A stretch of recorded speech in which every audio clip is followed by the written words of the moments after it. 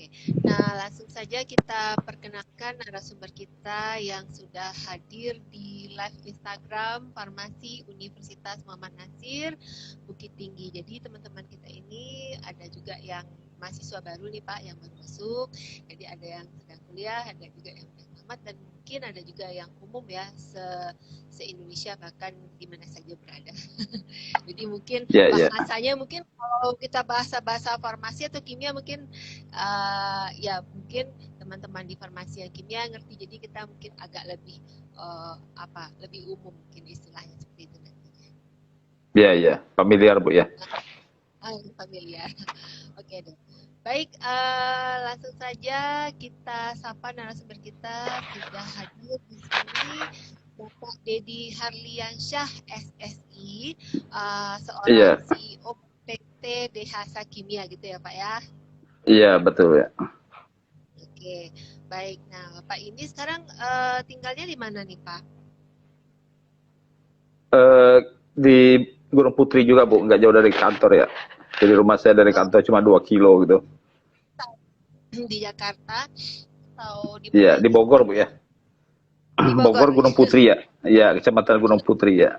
Satu kecamatan sama SBY gitu. Masih tetanggaan. Oh iya. Iya. SBY kan. Maaf nih.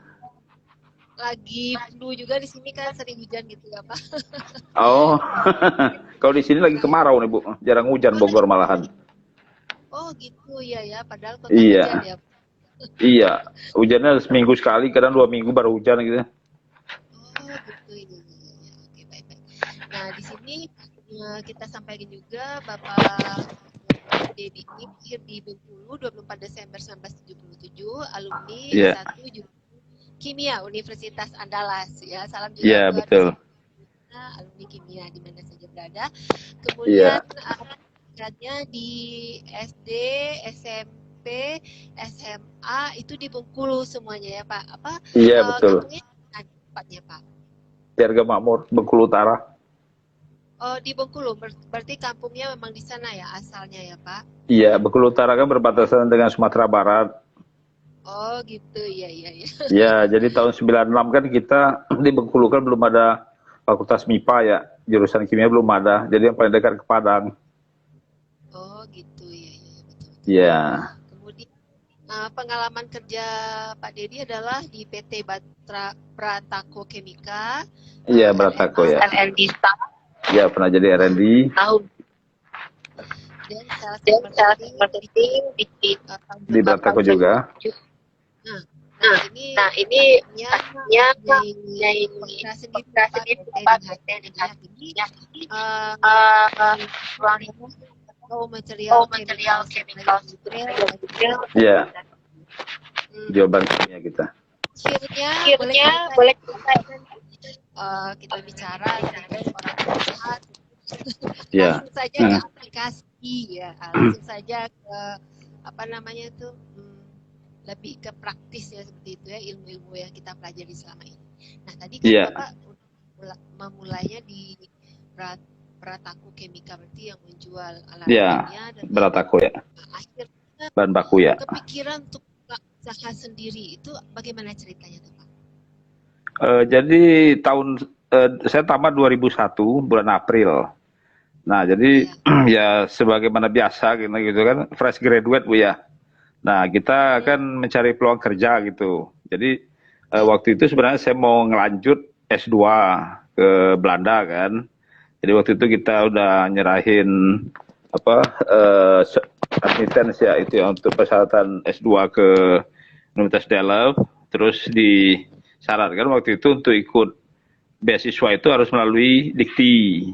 Kalau sebelumnya kan bisa langsung ke lembaga NGO ya. Jadi kita ke Jakarta, terus ngurus-ngurus surat, kan salah satu syaratnya kan TOEFL ya. TOEFL kan harus waktu itu di atas 560 ya. Nah jadi kita persiapan ke Jakarta, terus bolak-balik ya ke kantor Novik ya itu ya, waktu itu di Citra Graha. Terus sambil ngurus itu iseng-iseng kita melamar kerja gitu. Karena lingkungan kita tinggal di Depok kan. Saya waktu itu kos di Depok gitu sama teman-teman. Nah nggak sengaja gitu dipanggil sama perusahaan Beratako. Banyak sih yang itu waktu itu kita interview. Tapi lihat kantornya gede kan di Jakarta Pusat, ya udahlah coba dulu kerja gitu. Gimana rasanya kerja kan kita juga butuh income ya buat hidup di Jakarta kan biayanya gede. Akhirnya keterusan nggak jadi lagi S2-nya, malah kerja terus gitu. Jadi Dan saya akhirnya cerita sedikit ya profil. Ya, ya. Ya, karena jadi semangatnya sambil menjadi pengusaha juga terus belajar ya Pak ya. ya betul. Jadi di situ kita interestnya.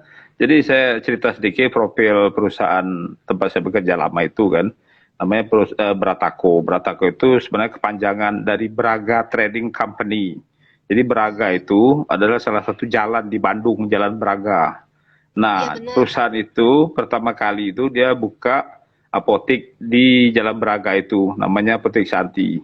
Tapi karena Ya. waktu itu ya mungkin sekitar tahun 60-an gitu ya, Indonesia kan baru mulai tumbuh ya itu ya. Nah, itu kan banyak industri, terutama farmasi, industri farmasi, kosmetik yang mulai buka ya di Jakarta, di Bandung gitu. Nah, mungkin dia yang punya itu ownernya nama Bapak Titianus Pinata, salah satu alumni farmasi TB ya. Mungkin ya kenal sama Bu Nurhayati juga ya, yang owner Wadah gitu. Nah, jadi dari situlah mulai cikal bakal ya perusahaan itu. Mungkin karena dia perkembangan pesat, terus pindah ke Jakarta, akhirnya dia buka kantor di Jakarta, Jakarta Pusat, yaitu Jalan Cideng Barat. Karena kita diterima kerja di sana, dia punya beberapa fasilitas ya. Salah satunya unit produksi di kawasan industri Jawa BK. Nah, jadi waktu itu perusahaan Beratako ini banyak produksi bahan intermediate ya. Terus Beratako ini juga salah satu kelebihannya itu dia menjual bahan-bahan retail.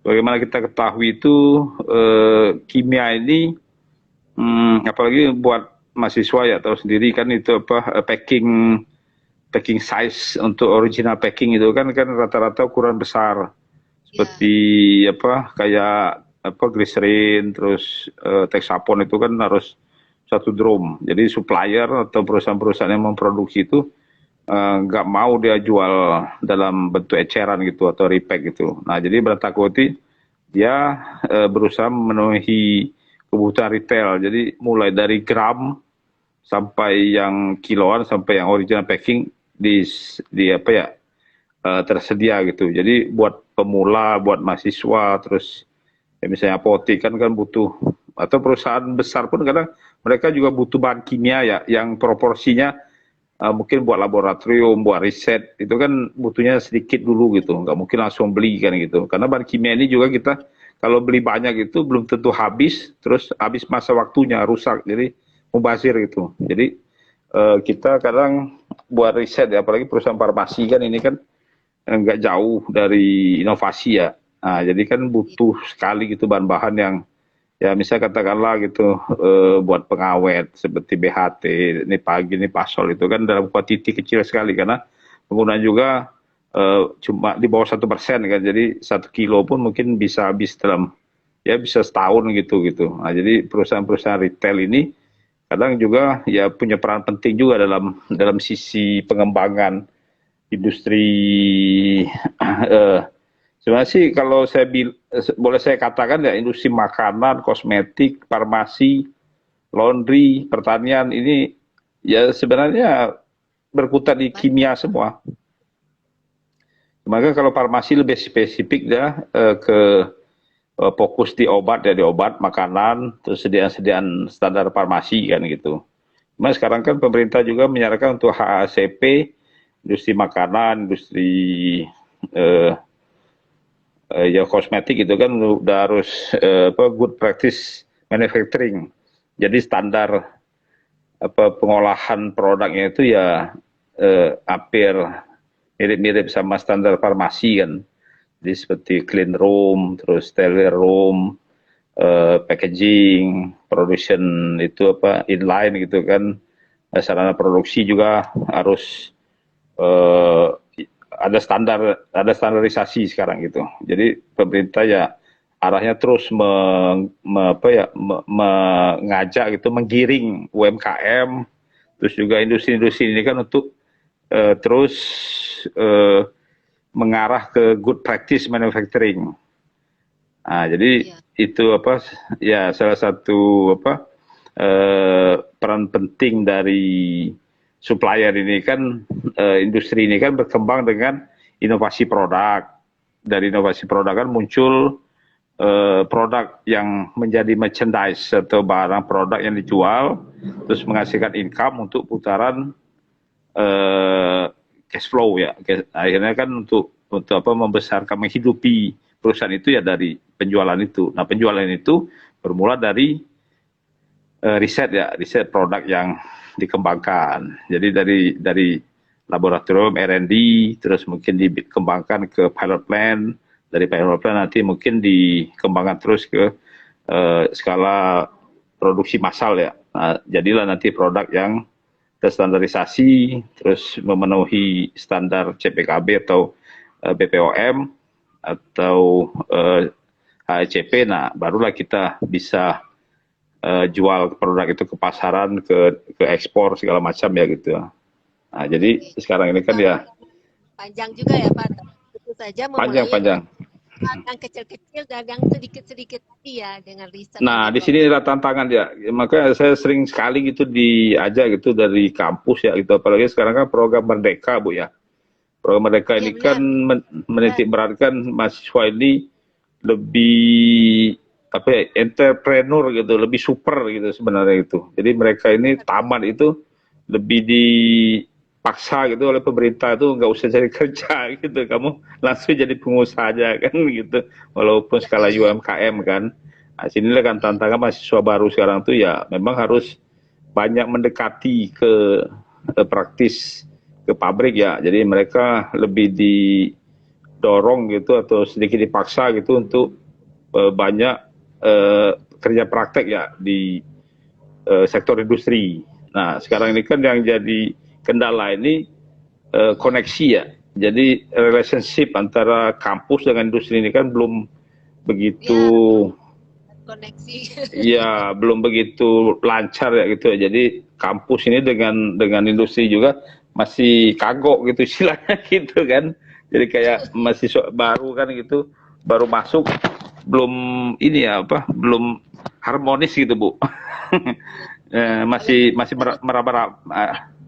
Ya, kita juga mengawali yang demikian supaya dunia industri, dunia kerja itu dekat sekali dengan mahasiswa sehingga ketika dia baru mulai kuliah aja udah ngerti ya, sehingga keinginan untuk cepat magang. Sekarang sudah ada MBKM. Nah, betul. Banyak pilihan bagi mahasiswa untuk bisa ke luar negeri atau bahkan ke industri, sehingga dia tuh lebih dengan basic ilmunya itu dia lebih semangat untuk belajar dan mempraktikkan. Dan mereka bisa membuat usaha sendiri sesuai dengan judul kita ini. Intinya itu ya. Ya, dan peluang bisnis kosmetik bagi lulusan farmasi. Sebenarnya kadang-kadang kita lihat orang nggak mesti lulusan farmasi udah jadi tuh, misalnya dia buat dan lain sebagainya. Betul sekali. Gimana? Apalagi kalau kita belajar. Ya memang Bu ya, kita lihat sekarang fenomena penjualan online ya. Kalau kita lihat penjualan online ini kan luar biasa ya, variasi produk itu sangat istilahnya terjadi kenaikan ya dalam 5 tahun terakhir ini gitu.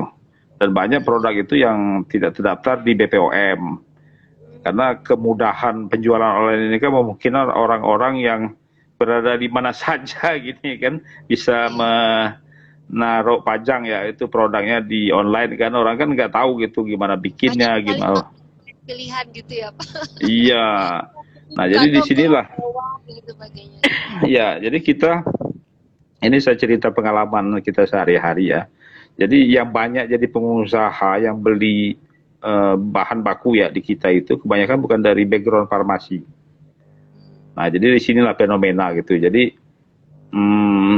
ya seperti apa yang pernah dibahas oleh Bob Sadino gitu kan kalau kita lihat entrepreneurship-nya Bob Sadino itu kan dia bilang filosofi ya orang yang akademisi gitu. Nah, ya Akhirnya Oh, dia kan, nah jadi di sinilah. usaha nggak mesti IP-nya tinggi gitu ya. Ya, ya. Jadi memang sih bisnis itu sangat berbeda ya dengan dunia akademis. Walaupun nanti di dalam bisnis itu ada dalamnya kaitannya dalam dunia bisnis. Tapi yang selama ini kita rasakan itu, jadi dunia kampus ini hanya memang sih dunia kampus tidak bukan dunia bisnis ya gitu ya, tapi nanti akan menggiring mahasiswanya itu untuk menjadi pengusaha. Nah, itulah Ya, yang kita lagi kaji sekarang kan kita buat formulasinya gimana hal itu bisa selaras ya Bu ya. Nah, jadi begini, kita ini di Indonesia ini ya sebenarnya sih dengan Undang-Undang Cipta Karya dengan apa ini kan, jadi ya, pemerintah ini sangat mendorong ya untuk pertumbuhan UMKM. Kenapa? ya. Karena UMKM ini kan adalah salah satu landasan ekonomi kita sebagai negara ya kalau kita bilangnya Indonesia ini kan eh, ya apa ibarat katanya tuh sepotong pohon Sepotong singkong ya.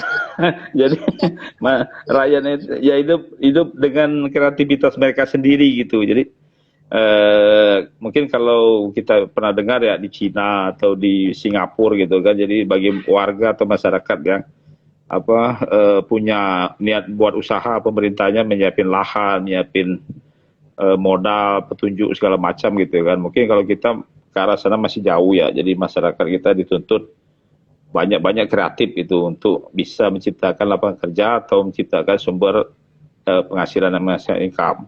Nah disitulah jadi terkadang kita menilai gitu kan berdasarkan pengalaman saya sehari-hari gitu berada di front kita ini di front line Bu ya dalam penjualan bahan kimia gitu karena saya pola dagang saya sama kayak Beratako jadi saya jual retail gitu kan jadi saya mulai jual bahan kimia ini saya resign dari Beratako ya sejak 2009 resminya 2009 gitu ya tapi dari 2005 saya udah jadi sales gitu.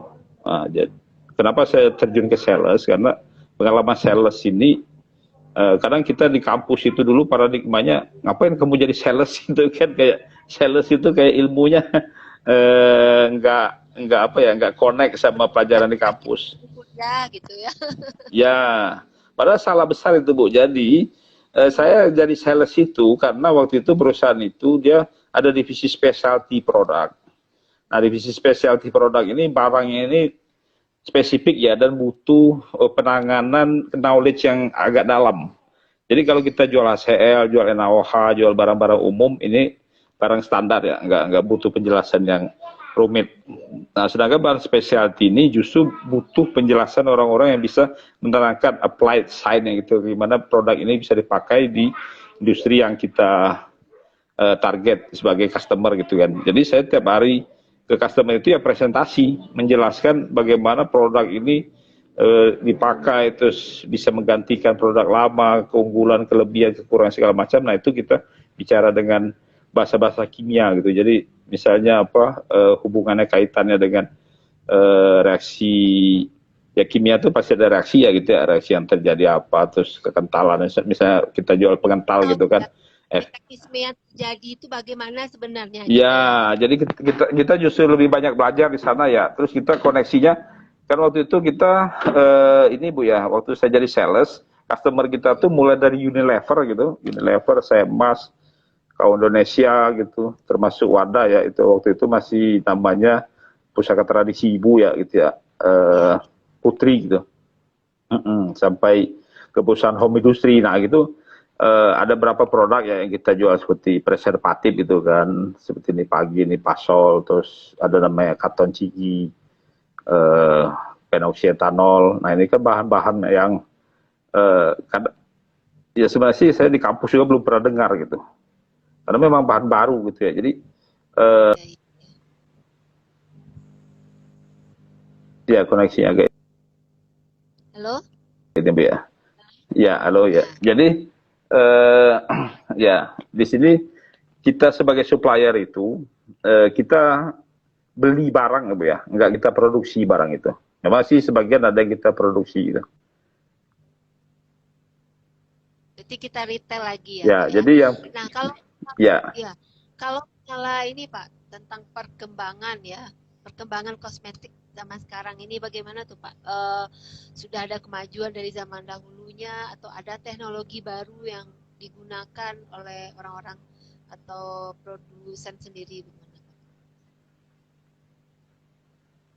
Pak? bisa diulang Bu, suaranya putus-putus ini gitu. Iya, ya. Kalau masalah kosmetik sendiri, sekarang perkembangannya seperti apa? Kadang-kadang dulu kan kita tahulah kosmetik dalam negeri ada Mustika Ratu, kemudian lahir lagi yang lain sampai ke Ya, Wardah. ya, Sekarang banyak betul, ya. betul. Dan kadang-kadang pesaing kita yang dari Korea itu udah datang. Nah, itu apa Ya, sih sebenarnya ya, teman-teman yang di farmasi juga lebih berpikir lagi nih saingannya seperti ini atau teknologinya sekarang seperti ini. Bagaimana menurut pendapat Bapak tuh? ya, ya. Yang jelas sih kalau kosmetik itu inovasi Bu ya, dan iklan. Jadi Iya, kosmetik itu berbeda dengan sediaan farmasi ya. Kalau sediaan farmasi iya, iya. kan jitu ya, jadi ada efek yang bisa diukur. Sedangkan kalau kosmetik ini tidak ada standar, tidak ada pertanggungjawaban produk itu pasti. Misalnya whitening kan, sesuai iklan itu nggak Iya, iya. mungkin gitu. Nah, jadi Atau sampo eh, misalnya ya. ya saya lihat di iklan di TV ya, whitening Garnier apa segala macam iklannya pasti luar biasa ya. Tapi dia Heeh. ya tidak bisa tanggung jawab yang seperti farmasi. Kalau farmasi kan ya melanok kan mengandung hidrokinon ya atau kortison gitu kan, kortikosteroid itu kan. Nah, cuman itu kan sediaan farmasi yang pengguna terbatas yang harus diawasi dokter. Sedangkan kalau kosmetik ini kan iklan, seperti misalnya iklan pemutih atau iklan tabir surya, iklan sampo penumbuh rambut. Nah dia siapanya sebagai cuma sekedar klaim, misalnya dia mengatakan mengandung ekstrak aloe vera. Nah kalau kita telisik itu berapa persen aloe vera yang dimasukinnya itu kan? Aloe vera itu ekstraknya mahal gitu.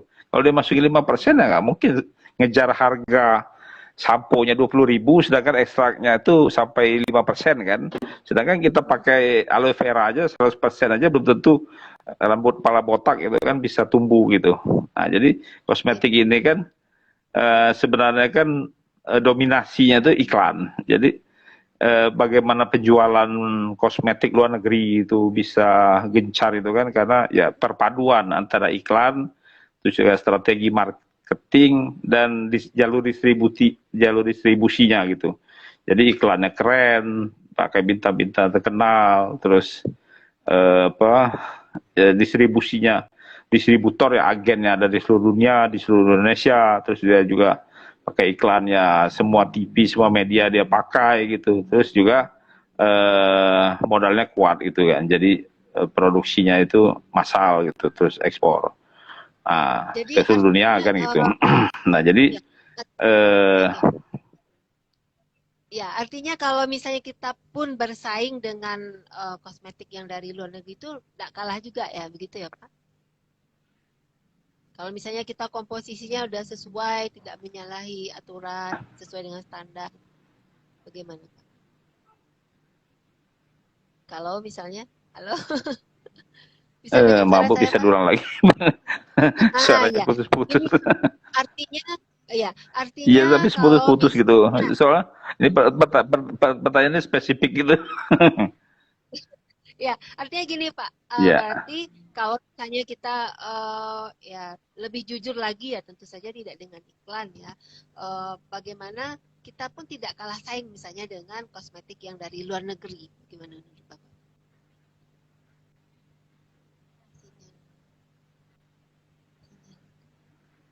Halo Pak, ini nggak tahu yang mana yang bermasalah. Ah, udah tuh, udah. Halo Pak, bisa dengar Linda Pak? Halo, Bu. Nah, ya ini. Artinya kita tuh nggak kalah saing juga ya dengan Kurang, Bu. Suaranya dari putus-putus gitu. kosmetik itu putus ya. Oh, Heeh. enggak. Kalau kualitas, kita nggak usah ragu, Bu. Kalau Indonesia, kualitas produk Indonesia, saya Hmm, bilang gini, tuh, kualitas ya, ya, produk ya. kita tuh bagus. Ibu Oh, oke, belum oke, oke, oke. coba dan terpercaya gitu ya. Hmm, hmm, hmm. Apalagi misalnya ada Balai POM, kemudian ada sertifikat halal, itu lebih bagus lagi gitu ya, Pak? Jadi yang produksi kosmetik itu sebenarnya habit ya, Mbak, habit di masyarakat kita ya. Masyarakat Indonesia itu dia telaten sebenarnya dibanding masyarakat ya, dibanding orang luar negeri ya. Orang kita tuh care gitu sebenarnya dia. Dia pengen produk kita, dia tuh eksis dan enak dipakai gitu gitu. Jadi orang Indonesia itu sebelum dia jual kebanyakan dia pakai sendiri. Jadi produk kita itu dibanding dengan produk lain itu sebenarnya tuh kualitasnya sudah bagus. Cuman kita mungkin kurang modal atau kurang promosi ya. Nah, sebenarnya sekarang tinggal.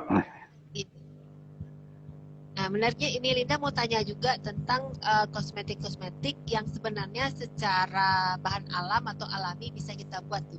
Mungkin sebagai wawasan juga buat teman-teman lainnya. Misalnya kemarin Bapak bilang kayak apa namanya fermentasi dari beras dan lain sebagainya sudah dilakukan sama orang tua kita di zaman dahulu seperti itu, Pak.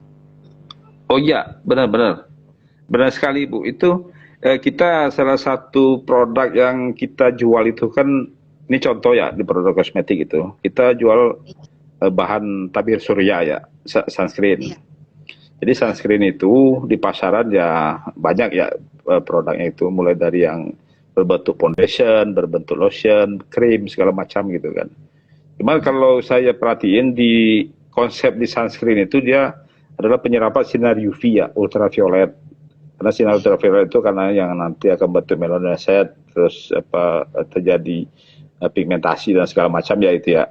Nah jadi setelah saya ya baca ya profilnya bahan-bahan itu, salah satu contohnya titanium dioxide, zinc oxide dan titanium dioxide. Nah itu dikategorikan sebagai UV sunscreen anorganik ya, jadi dari mineral. Jadi saya bandingkan dengan bedak beras gitu. Saya lihat kan orang-orang di kampung kalau dia ke sawah, dia pakai bedak beras ya, ditutup mukanya pakai bedak putih-putih kan. Nah, tapi walaupun dia ke sawah siang, terik, panas itu, pas pulang mandi, malamnya dia mukanya bersih lagi. Sehari-hari ya misalnya dia itu mukanya ya halus, bersih gitu kan. Kenapa bisa begitu? Jadi saya perhatiin dia pakai bedak beras itu, salah satu komponennya kan dia pakai tanah lempung yang diambil di sungai itu kan, di bukit itu tanah lempung. Terus dia pakai kencur, ditumbuk gitu kan. Terus beras ya, meniran beras itu kan, yang dikecambai apa ya, difermentasi ya itu. Jadi coba kita lihat satu-satu ya. Lempung yang diambil itu kan kandungannya mineral, ada titanium dioxide, ada kaolin, ada zinc oxide, ada silikat itu ya, dia giling halus kan. Jadi mungkin ya kalau dimurniin ya bahan-bahan itu komposisinya seperti yang di pabrik kosmetik yang itu, karena pabrik kosmetik kan dia pakai ada bentonite, ada zinc oxide, ada titanium dioxide. Nah itu kan kelihatan ada matchingnya gitu. Terus mereka pakai meniran ya, atau kelor dan kelor gitu kan. Nah coba kita lihat dari kelor kandungannya apa. Itu kan ada vitamin A, vitamin C, vitamin serat, terus ada binder pengikat ya itu ya, yang bisa bikin itu apa bedaknya itu compact gitu kan, dicampur air terus baru dipakai. Nah kita kan di industri juga pakai, kita pakai selulosa, ditambah vitamin C, ditambah vitamin E, tocopherol asetat, ditambah vitamin niacinamide, vitamin B3, kan komposisinya mendekati itu. Nah terus ada yang menarik lagi nih, kencur itu kan dulu pernah Pak almarhum Rizal Fahmi kan, dosen kita dulu gitu, dia pengekstrak dari apa santorisa ya, kandungannya kan cinnamic acid. Nah kita jual banyak Bu, namanya OMC ya, oktil metoxisinamide, sama benzopenon 3 dan 4. Nah ini senyawa yang organik ya, UV sunscreen organik itu ya, filter A dan B itu. Jadi di apa tuh di kunyit itu ternyata banyak mengandung kandungan cinnamic acid dan benzopenon gitu ya, triazol itu jenis triazol yang natural. Jadi kan kita lihat tuh kecocokan sama persis kan dengan yang diproduksi di pabrik, di farmasi, dengan bedak beras yang diproduksi nenek-nenek kita. Nenek saya tuh dari tahun 1950 30 lah itu katanya, itu ya dia sebelum ke sawah pakai sunscreen dulu, pakai bedak beras katanya. Walaupun kamu putih-putih kan, tapi Iya, ada kesesuaian Bu ya antara industri modern dengan tradisional gitu ya. Jadi kan kita harus bangga dong gitu. Itu kan teknologi dari mana nenek-nenek kita itu tahu itu. Nggak tapi mungkin kemarin dapat gitu aja kan. oh ya, Itu mah pasti ada. iya. Heeh. Nah, kalau misalnya ada juga sih ya kalau misalnya kosmetik ini lebih bersifat instan karena sintetiknya berkonsentrasi tinggi daripada mungkin bahan alami yang Oh lama iya jelas-jelas. Kalau bahan alamnya pasti tingkat konsentrasinya terbatas ya gitu ya. Terus diproduksi secara industri.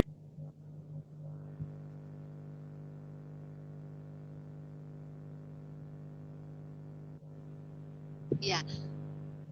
Tapi bisa jadi eh, masing-masing punya kelebihan dan kekurangan ya Pak. Misalnya dengan zat-zat kimia yang alami tadi mungkin kerjanya lebih lama, reaksinya lebih lama, tapi mungkin dia minim terhadap efek samping gitu ya Pak ya. Tidak menimbulkan Oh efek iya yang iya pasti Bu. ya.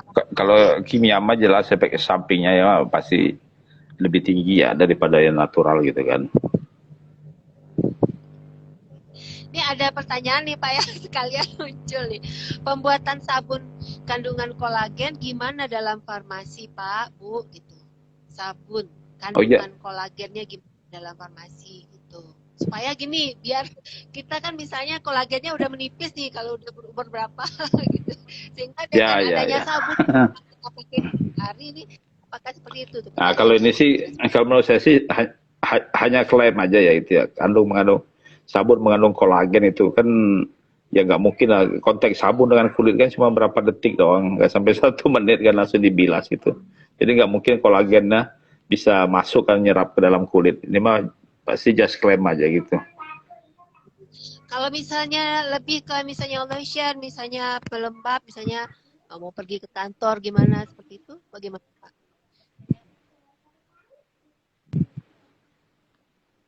Tadi kan sabun ya, sabun kan dibilas lagi tuh ya. Kalau misalnya kolagennya ada yang versi diminum nih sekarang kan kolagen yang diminum gitu kan. Kemudian ada kolagen itu yang memang dipakaikan ke pelembab kulit sebelum pergi ke Ya, kantor atau beraktivitas. Bagaimana tuh?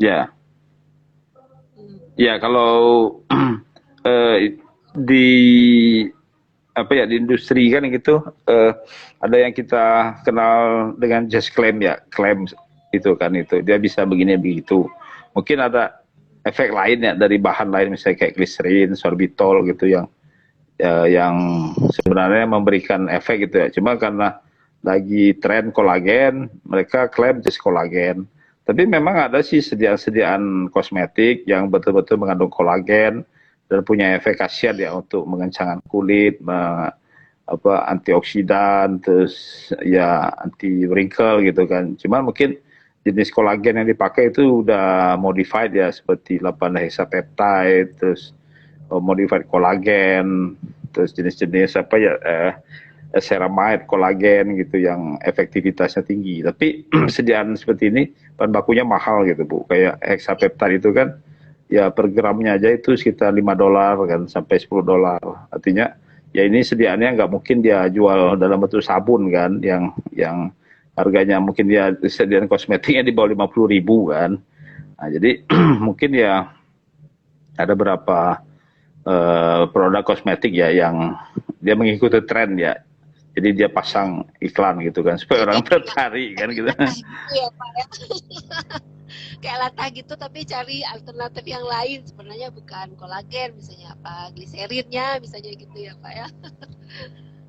Oke, mungkin ada pertanyaan juga buat teman-teman silakan bertanya kepada narasumber kita. Nggak terasa waktunya berjalan terus ya Pak ya. Ini kalau misalnya kita 45 menit nih, tinggal 10 menit lagi nih Pak. Kira-kira nih Iya, iya. tadi kita menarik ternyata dengan ilmu farmasi yang dipelajari oleh teman-teman atau dengan edukasi seperti ini, sosialisasi seperti ini kita nggak Ya. mudah termakan oleh iklan yang tadi ya sebelum kita Ya, menggunakan ya, ya, semuanya. betul, betul. Ya. Kalau Ya, misalnya cuma kita CPA, bisa juga dengan kita lawan dengan iklan yang benar gitu. Jadi tantangan buat ya apa orang farmasi sekarang ini gimana bikin produk yang bagus, harganya murah, terus edukasinya benar gitu kan. Iya, iya. Nah, bagaimana dengan kandungan ini Pak, Korean Particle Ya, Teknologi gitu ya. jadi Jadi kan ini ada salah partikel satu yang kayak contoh inovasi. kilauan gitu ya. Mm. Itu apa memang misalnya ada partikel emas itu apa memang kayak gitu atau malah mengganggu atau menutupi pori-pori atau bahkan dia membantu lah untuk kekenyalan dan lain sebagainya. Gimana sebenarnya tuh Pak? Jadi sebenarnya seperti Korea Partikel Teknologi kan, dia mengadaptasi beberapa senyawa ya yang mudah teroksidasi seperti hidrogen, dalam farmasi bisa dikirimkan dia cepat jadi coklat. Jadi dia menciptakan suatu bentuk ya sediaan gitu bahan aktif itu diimers istilahnya kan, dibikin partikel kecil-kecil. Jadi partikel ini akan pecah kalau dirap, digosok ya. Waktu kita apply di kulit, krim atau serum, dia baru pecah, terus dia nyebar di kulit. Nah, ini kan tantangan juga buat kita, inovasi baru gitu. Selama ini kan kita kenal secara, kalau saya lihat perhatiin kosmetik ini, Bu, bahan aktifnya nggak banyak terjadi perubahan. Jadi kosmetik itu tiga ya, itu tiga komponen tuh yang saya lihat itu rejuvenating gitu kan, dia kayak moisturizing apa segala macam gitu kan, itu standar ya penggunaannya. Terus whitening agent, sama untuk skincare ya, sama anti UV. Jadi orang Indonesia ini kosmetiknya itu nggak jauh dari pemutih gitu, pemutih sama pencerah gitu. Nah, jadi putar-putar itu aja. Jadi mana? Ya, jadi bahan Kalau nggak aktifnya salah masih itu. ada pemutih alami ya Pak. Oh, Pemutih banyak Bu. alami istilahnya. Sebenarnya sih banyak pemutih alami Bu yang kita bisa gali ya dari alam Indonesia ini kan. Cuman kan kita harus berani ya menghadirkan itu, bikin produknya, dan diiringi dengan iklan yang ya mengedukasi ya ini. Jadi seperti kita di Sumatera Barat itu kan dulu kita kalau untuk itu kan pakai sabun sirih, terus itu kata kalau di Sumatera kan kita kan gitu, terus tadi beras, terus misalnya itu pakai rempah gitu ya, terus pakai lulur. Nah ini kan sebenarnya kan sudah ada konsep. Nah sebenarnya tinggal kita gimana menghadirkan konsep itu dalam sediaan yang lebih ringkas, terus modern dan inovasi. Misalnya sediaannya selama ini ribet menghasilkan kan gimana bentuk-bentuk ekstrak itu kan kita buat teknologi yang bisa tahan lama, terus penggunaan mudah, terus harganya jadi murah. Nah ini kan perlu sinergisitas dengan pemerintah daerah juga, misalnya petani dikondisikan gitu kan. Saja pertanian ini kan ya kita sinkronkan dengan produk-produk. Saya ada beberapa supplier gitu kan dari Prancis, dari ya, Korea juga, mereka jual ekstrak Indonesia kan, seperti Alstar gitu kan jual aloe vera ekstrak, Ketevose jual ya jenis-jenis apa ekstrak gatulin. Sebenarnya sih bahannya nggak aneh-aneh juga gitu, kayak timun, terus juga kemarin ada juga labu siam gitu. Cuman mereka buat sediaannya itu yang ringkas dan bisa di-apply di industri. Karena alat mereka canggih, partikel, bikin microemulsion. Nah, jadi datanya lengkap. Jadi industri kosmetik beli ke mereka tuh gampang makainya gitu, udah tinggal masukin ke reaktor, diaduk jadi produk gitu dan stabil gitu. Nah, inilah kita kan perlu banyak diskusi seperti ini gitu. Jadi menghasilkan sama industri juga kita harus ajak diskusi, bikin seminar. Jadi semakin terjadi komunikasi yang bagus, terjadi sharing ya, industri kosmetik ini maunya apa, terus itu produk-produk inovasi apa, terus produsen juga seperti PT Haldin, PT Java Plan, kalau yang di Kerinci ini kan Cassia Vera ya itu ya, Coop gitu kan. Nah ini kan bisa kita ajak berkolaborasi bikin produk, dan target kita mungkin nggak usah nasional terus kan gitu, kita ya cari negara-negara seperti Rusia, Eropa Timur, Afrika, Arab Saudi itu kan mereka juga lebih intens ya, lebih senang ke produk Indonesia gitu, karena mereka kenal Indonesia itu ya pertama ya Muslim, produknya halal, orangnya jujur, terus memang kita ya di internasional itu Indonesia itu cukup apa ya, dianggap santun gitu dibanding produk mau ngomong kayak India, Cina gitu. Cina kan ya banyak produk mereka yang di ban, yang dicurigai ya, karena mereka banyak case di sana gitu. Kalau Indonesia kan jarang case yang aneh-aneh di luar negeri itu produknya gitu. Mungkin kita bisa ya itu apa, sekali waktu gitu ada seminar tuh dengan produsen gimana kita bikin startup, mahasiswa ini jalankan, dilatih. Terus kan mahasiswa ini waktunya banyak Bu ya, atau alumni-alumni yang fresh graduate ini kan waktunya banyak, mereka lebih energik. Nah kita tinggal arahkan aja.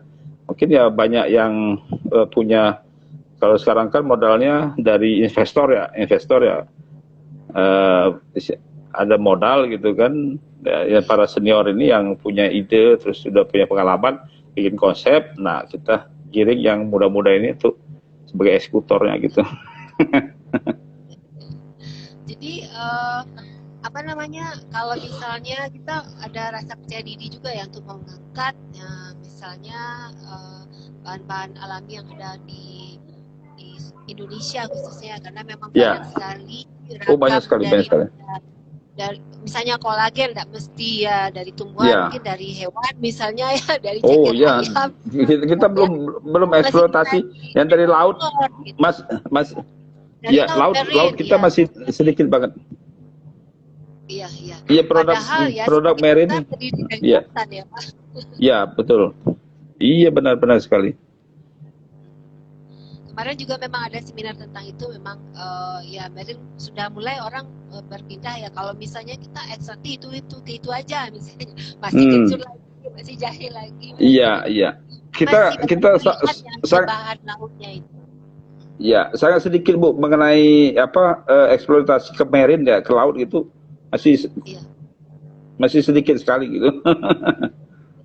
Padahal itu mungkin ya apa namanya, tentang omega 3-nya dan banyak Oh, hal itu ya. lebih tinggi Wah, kandungannya jauh ya. omega 3 aja kita masih ya produksinya dari laut, kelimpahan kita tuh mungkin 1 juta ya baru kita ambil, mungkin baru 1% gitu.